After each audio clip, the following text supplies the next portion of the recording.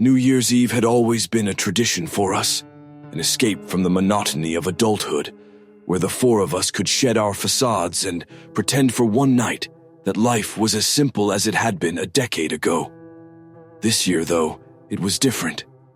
Liam, ever the provocateur, insisted on hosting at his family's lake house, an ancient structure crouched on the edge of a frozen lake. I arrived at twilight, my car groaning in protest against the icy roads. The house loomed ahead, a shadowy monolith of gabled roofs and warped wood. Its windows glinted faintly in the fading light, like the watchful eyes of a predator. I should have turned around right then, but the lure of nostalgia, of one last carefree night, kept me rooted. "Welcome to history," Liam greeted me at the door, his grin just a little too wide. The warmth of the house didn't reach its bones. The chill seeped through the walls, gnawing at my skin even as I stepped inside. Elise was already curled on the couch, her auburn hair a cascade of perfection.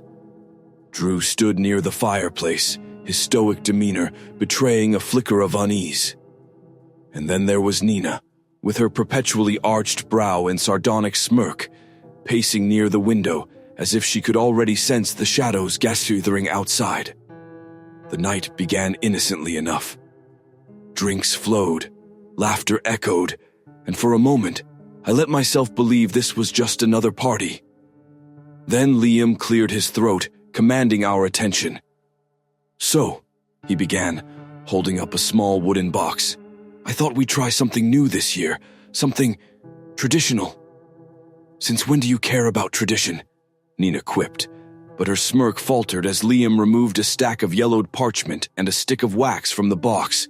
"It's an old ritual," he said, his voice low and deliberate. "Write down your resolution, seal it with wax, and burn it at midnight. The flames are supposed to carry your promise into the ether, binding you to it." "That's ridiculous," Elise said, her laugh brittle. But Liam's grin didn't waver. "The absurdity's part of the charm. Humor me, yeah?" I could feel the weight of expectation pressing down as we each took a piece of parchment, the room falling into a nervous silence. My pen hovered above the paper, my mind churning. Finally, I wrote, "I resolve to confront my past, no matter the cost." When we tossed the resolutions into the fire, the flames leapt unnaturally high, licking the stone chimney with an almost predatory fervor. The room dimmed, the crackling of the fire momentarily deafening. Then, just as suddenly, it died down, leaving an eerie stillness in its wake. "Well," Liam said, clapping his hands, "welcome to the new year." No one laughed. By 1:00 a.m., the party's rhythm had slowed to a sluggish crawl. Drew and Elise sat by the fire, their faces cast in shadow, while Nina stared into her drink, her usual glib commentary conspicuously absent. Liam had disappeared into the kitchen, leaving me alone with my thoughts. The unease began subtly, a faint tapping at the window, as if a branch was brushing against the glass.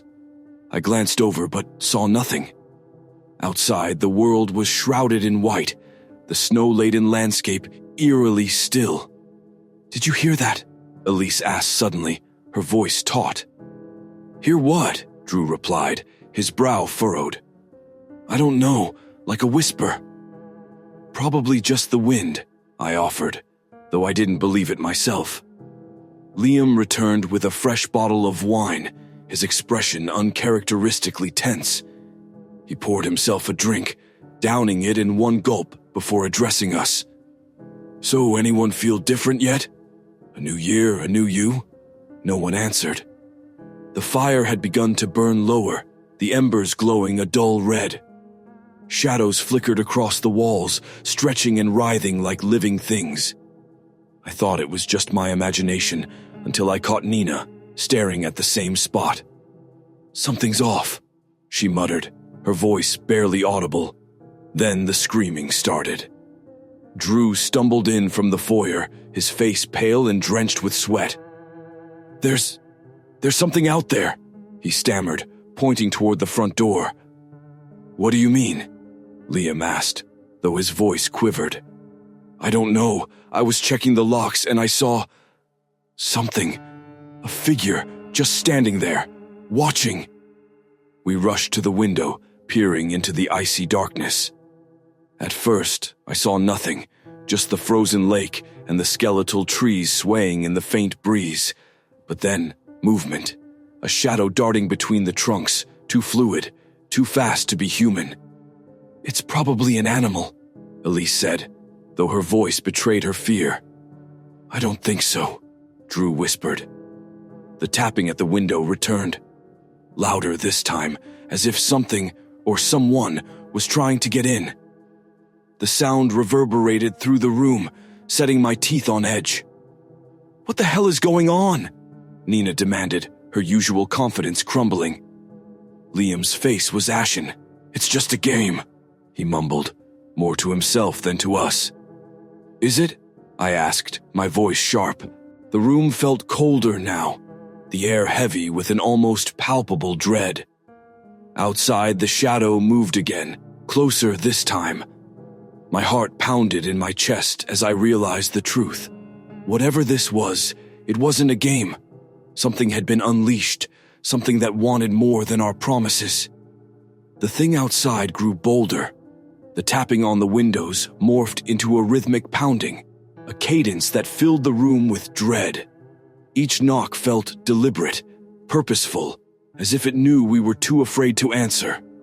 I tried to steady my breathing, but my chest tightened with every passing second.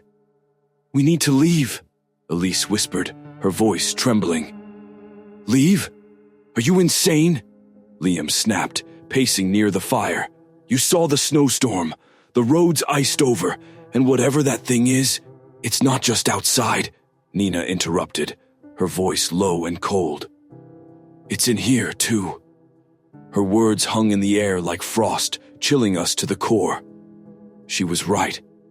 The shadows on the walls, once subtle and flickering, now stretched unnaturally long, their shapes warping and twisting as if alive. My heart pounded as I saw one detach itself from the corner and creep toward the fireplace, a tendril of darkness slithering across the floor. "What the hell is that?"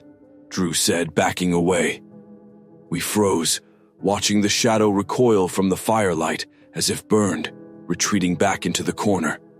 But it didn't disappear. It waited, crouched and pulsating, a predator biding its time.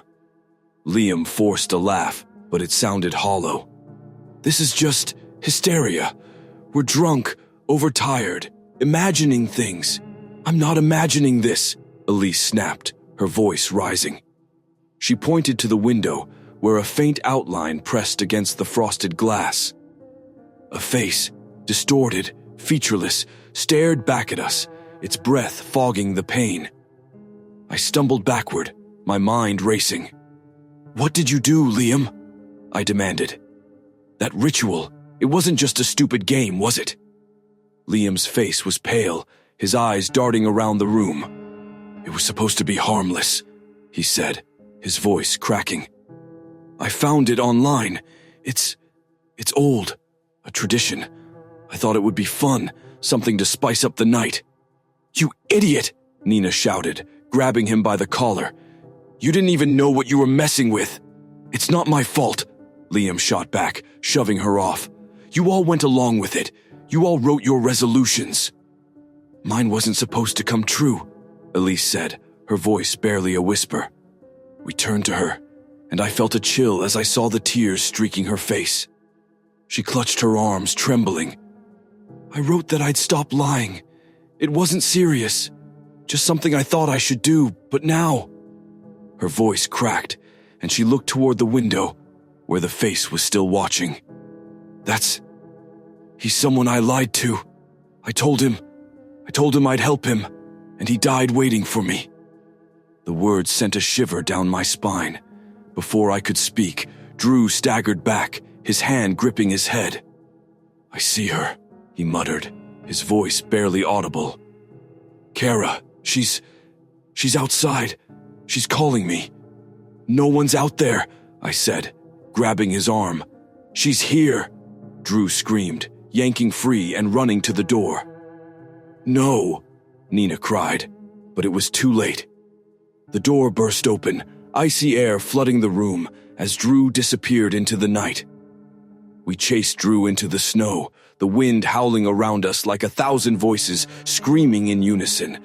The frost bit at my skin, and my breath came in ragged gasps, but I didn't stop. "Drew," I called, my voice lost in the storm. We found him near the edge of the frozen lake, standing motionless. He was staring at something I couldn't see, his arms slack at his sides. "Drew!"